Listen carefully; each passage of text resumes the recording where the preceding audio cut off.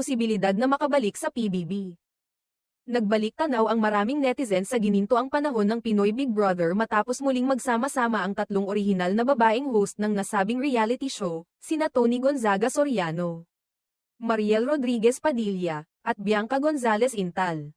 Naging usap-usapan online ang kanilang muling pagkikita, na tila isang blast from the past para sa mga loyal na manonood ng PBB. Naganap ang espesyal na pagkikitang ito sa birthday celebration ng dating managing producer ng ABS-CBN na si Linggit Tan. Isang mahalagang personalidad sa likod ng maraming matagumpay na programa ng network.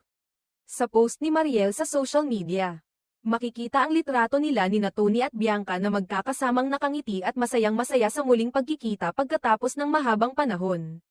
Happiest birthday, Tita Linggit Tan. Only you could pull off a reunion like this, our PBBO gathering. It was such a joy to see everyone again.